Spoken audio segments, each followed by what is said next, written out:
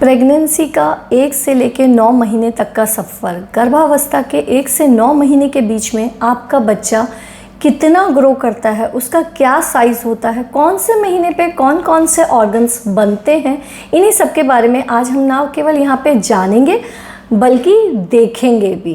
तो ये बहुत ही इंटरेस्टिंग वीडियो है जिसे कि आप पूरा देखिएगा ताकि आप ये जान पाएँ आपका बच्चा कब, कितना और कैसे ग्रो कर रहा है। तो शुरू करते हैं फर्स्ट मंथ से।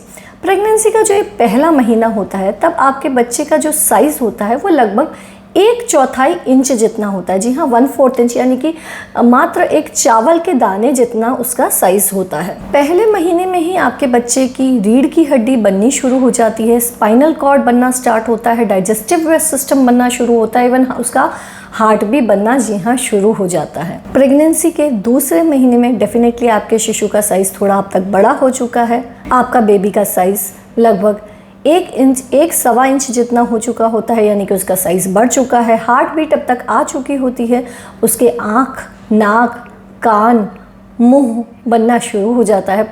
गर्भावस्था के तीसरे महीने के अंदर आपके बच्चे का जो साइज़ होता है वो लगभग 2.5 से 3 इंच का हो चुका होता है। उसका वज़न लगभग आधे से 1 पाउंड के बीच में पहुंच जाता है।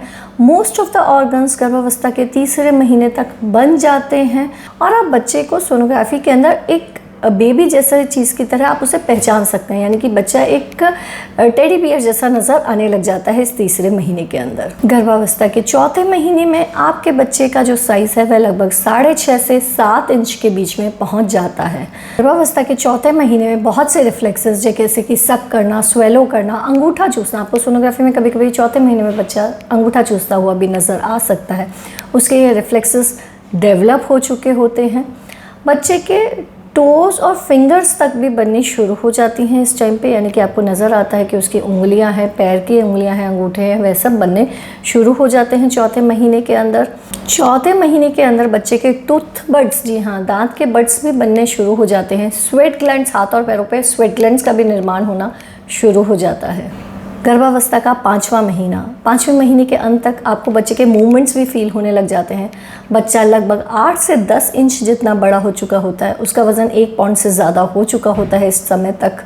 बच्चे के अंदर के ऑर्गन्स मैच्योर होने लगते हैं और बच्चे के बाल डेवलप होने लग जाते हैं 5वें महीने के अंदर।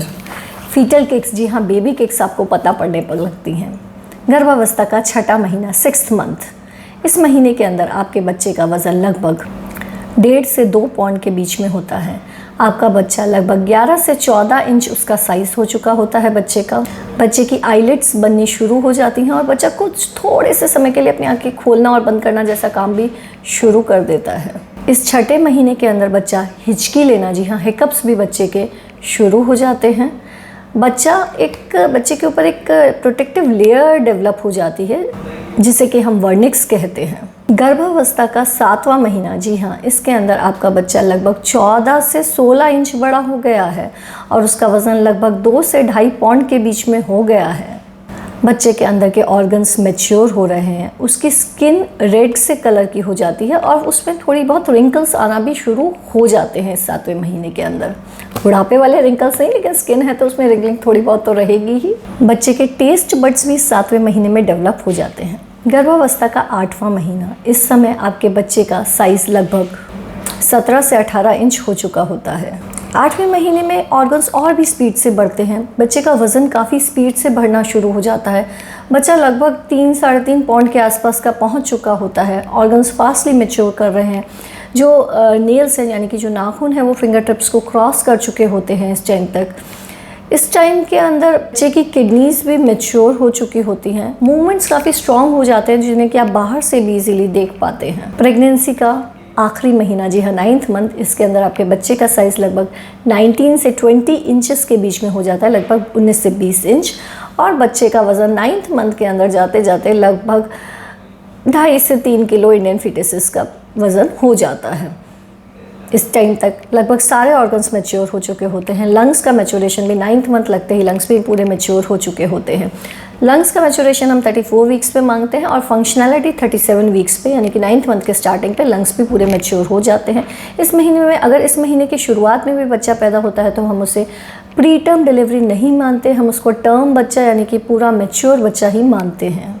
इस टाइम पे बच्चे की जो स्किन होती है वह भी पिंक कलर की होती है। बच्चा गर्भाशय के अंदर जो माँ के पेट के अंदर है वो थोड़ा नीचे की साइड खिसकना शुरू करता है, जिसे कि ड्रॉप डाउन कंडीशन भी हम बोलते हैं।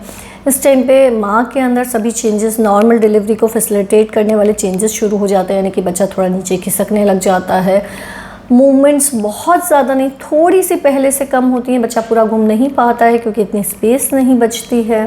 इस 9th मंथ के अंदर बच्चा बाहर आने के लिए पूर्णतः विकसित हो चुका होता है, वह अपनी एक इंडिपेंडेंट एग्जिस्टेंस रख सकता है। आई होप बेबी के ग्रोथ को लेकर जो ये वीडियो है ये आपको बहुत पसंद आया होगा। प्रेगनेंसी रिलेटेड आपके कोई भी कन्फ्यूजन्स हो तो हमारे चैनल को सब्सक्राइब कीजिए। Thank you.